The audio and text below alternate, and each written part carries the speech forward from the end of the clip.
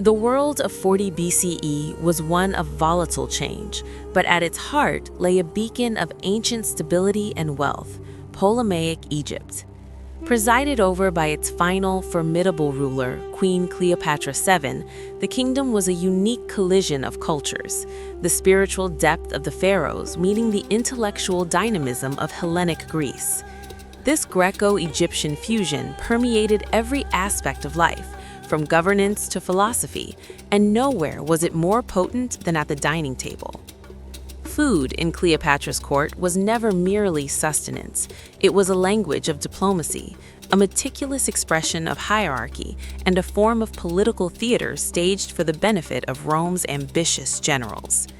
The opulence of the royal pantry, its reliance on the Nile's bounty, and its access to distant trade routes served as a potent symbol of Egypt's geopolitical indispensability. It was in this environment of controlled spectacle that the most expensive meal in history was wagered, the legendary banquet where Cleopatra dissolved and consumed a pearl worth a kingdom's ransom.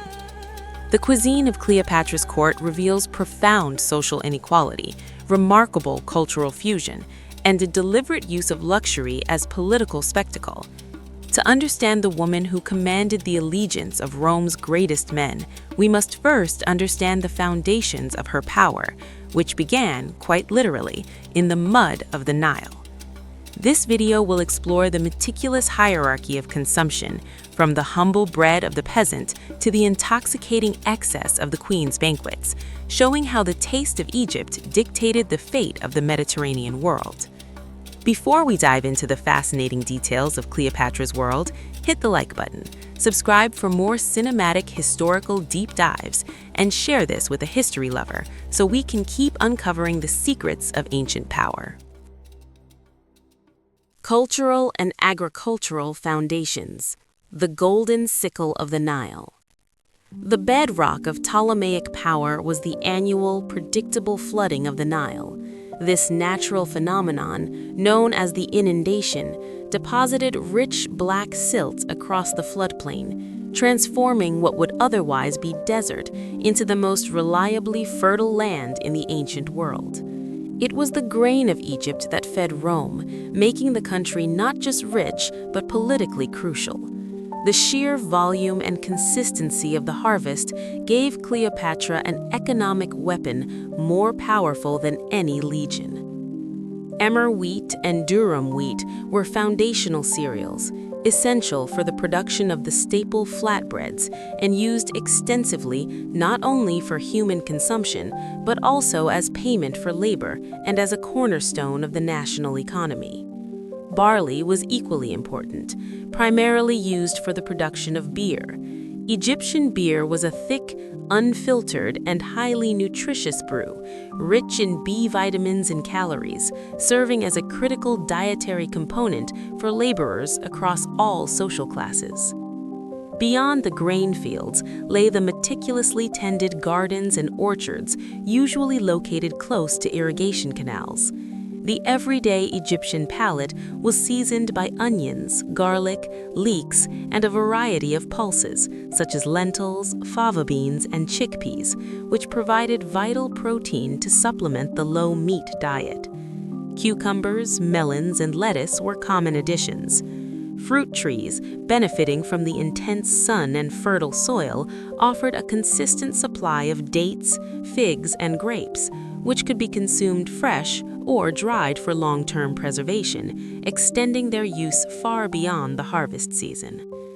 The arrival of the Ptolemies, descendants of one of Alexander the Great's generals, brought with it a systematic Greek influence that reshaped but did not eradicate native agricultural practices. They formalized and rationalized the complex Egyptian irrigation systems, applying Greek scientific principles to maximize yields. Greek colonists also introduced or expanded the cultivation of Mediterranean crops, the olive, which provided superior oil for cooking and lighting compared to native animal fats, and new varieties of wine grapes suitable for the Egyptian climate, further broadening the national diet and, crucially, the possibilities for elite consumption and export. The Nile's bounty was so immense that its agricultural output was often referred to by Romans with a mixture of envy and awe, the secure foundation upon which Cleopatra built her glittering, fragile court. The diet of the common people, the base of the social pyramid. The lives of the vast majority of Cleopatra VII's subjects were not shaped by lavish banquets or theatrical displays of royal power, but by relentless labor in a diet that appears austere at first glance, yet was remarkably resilient from a biological and economic standpoint. It was within this simplicity that the true engine of the Ptolemaic Egyptian economy operated. The strength of the kingdom did not flow from the gold-laden halls of Alexandria's palaces, but from the productivity of the Nile's fertile floodplains and the people who worked them. For the common Egyptian, food was not a matter of pleasure or indulgence. It was fuel, necessary to sustain daily labor synchronized with the Nile's agricultural rhythms, a cycle that had governed Egyptian life since the Old Kingdom. Archaeological studies of skeletal remains, dental wear, and isotopic analysis consistently reveal a stable, long-term dietary pattern, one that changed little over centuries and proved sufficient to maintain a large labor force under demanding environmental conditions. At the foundation of this system stood bread and beer, two products derived from the same agricultural source, grain. Emmer wheat and barley were not merely staple crops, they were units of economic value. Bread consumed by ordinary Egyptians bore little resemblance to modern loaves. It was dense, coarse, and often contained fine grit from stone grinding, contributing to severe tooth wear while delivering sustained caloric intake. Conical ovens uncovered in residential areas indicate that bread baking was a routine domestic task rather than a ceremonial one. Beer, in this context, was not recreational, it was essential. Brewed from fermented bread, Egyptian beer was low in alcohol, thick, cloudy, and rich in calories.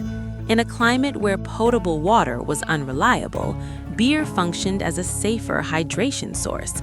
Administrative records from the New Kingdom through the Ptolemaic period confirm that bread and beer were issued as wages, evidence of an economy not yet fully monetized. Laborers were not paid in coin, but in the means to survive. Fish from the Nile formed the most accessible animal protein source, abundant, easily caught, and simple to preserve. Archaeological refuse deposits show fish bones overwhelmingly outnumbering those of domesticated livestock. Fish was eaten fresh when possible, or dried and heavily salted for long-term storage. Domesticated birds such as geese and ducks were raised, but their consumption was largely limited to the middle and upper strata of society. For peasants, red meat, beef, and lamb was an extreme rarity, typically consumed only during major religious festivals when animals were sacrificed and excess portions distributed, or when livestock could no longer work. As a result, plant-based proteins were essential. Lentils, chickpeas, and fava beans were hardy crops well suited to the Nile's agricultural ecosystem. Prepared into thick stews or purees and eaten with bread, these legumes provided a complementary amino acid profile sufficient for long-term health. Cooking methods further reflected efficiency and adaptation. Salt harvested from desert salt pans, vinegar produced from fermented grapes or dates, and locally grown herbs such as coriander, cumin, and dill enhanced preservation and digestibility rather than culinary complexity. Seasoning was practical, not decorative. Food needed to last, nourish, and be prepared with minimal fuel in a hot climate. Together, these dietary practices reveal a society operating in a delicate equilibrium between nature, labor, and survival. The diet of the common Egyptian was not designed to impress, it was designed to endure. And it was this very stability that formed the sharpest possible contrast with the cuisine of Cleopatra's court, where food ceased to be fuel and became political language, where sustenance gave way to spectacle. While the people ate to live, the court lived to eat, to astonish, to dominate, and to signal Egypt's immense wealth to a watching Rome. The divide was not merely of taste, but of social reality. From the same Nile River emerged two entirely different worlds, one sustained by necessity, the other defined by excess. Royal banquets and elite cuisine, a Greco-Egyptian fusion. Ascending to the heights of the social pyramid, the diet transformed from a matter of necessity into an elaborate, multi-sensory art form. At the apex was the royal court, where the culinary fusion of East and West reached its most extravagant and political peak. The royal diet was naturally meat-heavy, serving as the most immediate and impactful display of wealth. While the poor subsisted on fish and pulses, the elite indulged in copious amounts of roasted beef, tender lamb, and goat. Poultry was abundant, with geese, duck, and pigeon raised specifically for the aristocratic table and often force-fed, deliberately fattened, to increase fat and tenderness. For the most elaborate feasts, exotic birds like crane, pheasant, and sometimes even rare wild game were prepared, signaling the host's ability to command vast resources. The contrast in fats and sweeteners vividly illustrated the elite's access to distant trade networks. Commoners cooked with rendered animal fat or oil pressed from native crops like sesame. However, the elite demanded and imported high-quality olive oil from the Greek islands, particularly Crete and Rhodes. This oil was prized not only for cooking, but also for cosmetics and illumination. Honey remained the primary and most expensive sweetener, cherished for its flavor and stability, and used liberally in baking, sauces, and wine. Cane sugar was not yet widely available, making honey and dates the height of sweetness. The Ptolemaic dynasty, being Greek, naturally incorporated Hellenic dining rituals centered on the symposium, the Greek drinking party that followed the main meal. Guests reclined on cushioned couches, clinai, often arranged in groups of 9 or more, a setting that blended the Egyptian love of spectacle with Greek intellectual exchange and ritualized drinking. Wine consumption was a serious affair. The best vintages, both high-quality native Egyptian wine, such as that produced around the Fayoum oasis, and prized imported Greek and Italian Falernian, were served, often diluted with water, the Greek custom, or sweetened with honey, herbs, and spices, the Eastern custom. The wine was typically chilled with snow or ice, imported from higher mountains, an almost unbelievable luxury in the heat of Alexandria. The dessert course was a showcase of globalization and complexity. It featured nuts, especially almonds and pistachios, dried fruits, dates, raisins, and figs, and elaborate honey-soaked pastries dusted with imported spices like cinnamon and cloves. For the elite, the meal was less about satisfying hunger and more about intellectual exchange, political networking, and the sheer demonstration of conspicuous consumption, a strategic environment where one's status was measured by what one could afford to waste. The Pearl Banquet, culinary excess as political theater. This deliberate, spectacular use of food as a political weapon culminated in the legendary Pearl Banquet, an event recorded for posterity by the pragmatic Roman natural historian Pliny the Elder in his Natural History. According to Pliny, the relationship between Mark Antony and Cleopatra was often a competition of extravagance. After Antony hosted several lavish banquets in her honor, Cleopatra grew unimpressed. She challenged him to a wager, claiming she could expend a staggering 10 million sesterces on a single dinner. Antony accepted, and the following night he arrived at her banquet. Initially, he was skeptical. The meal appeared no different from the usual royal fare. When he questioned how the promised millions had been spent, Cleopatra revealed her bait. Cleopatra ordered a final course, a single cup of vinegar. She then took one of her enormous pearl earrings from her ear and dissolved it in the vinegar. To Antony's shock, she drank the mixture. Following the eventual defeat of Antony and Cleopatra at the Battle of Actium, the surviving twin pearl was seized by Octavian, Augustus Caesar.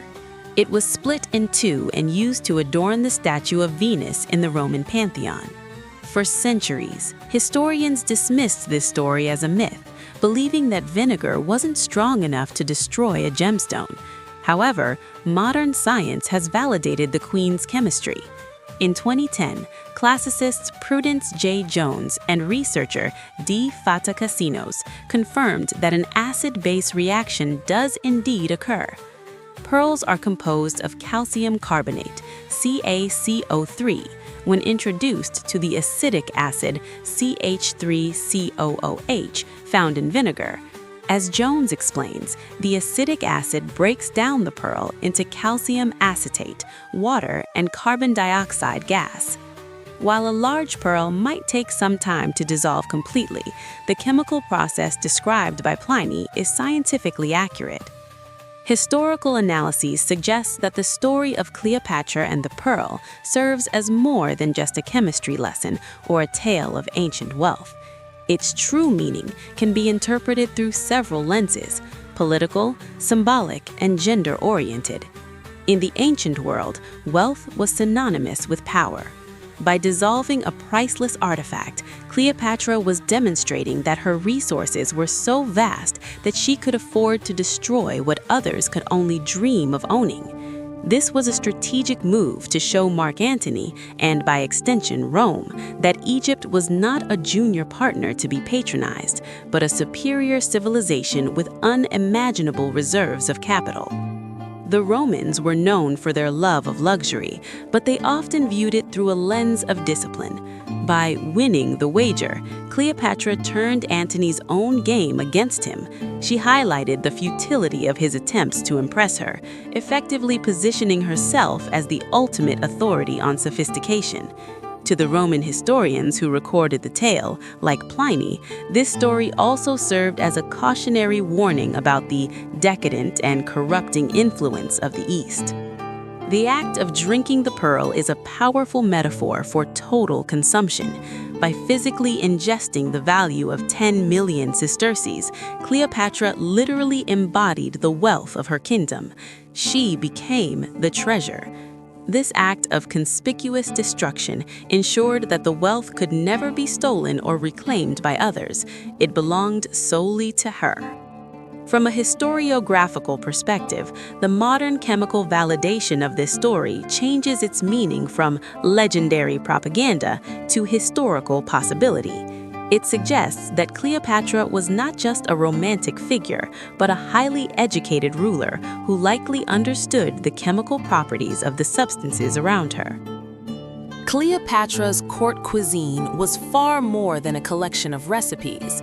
It was a sophisticated, multi-layered system that reflected the deep societal hierarchy of Ptolemaic Egypt, the powerful cultural fusion between Greece and the ancient pharaohs, and the strategic deployment of wealth. From the coarse bread of the fellahin to the honey-laced wine of the symposium, the diet of Egypt was a sensitive barometer of power. The elite tables were a microcosm of the kingdom's cosmopolitan status, bringing together spices from the east, olives from the west, and the eternal bounty of the Nile. The pearl banquet remains the most enduring symbol of ancient luxury, its memory preserved and exaggerated by Roman historians who were simultaneously appalled and fascinated by such a profound disregard for economic value. Through this single audacious act, Cleopatra ensured that her legacy would not merely be recorded in battle plans or dry treaties, but in a myth of breathtaking, intentional excess.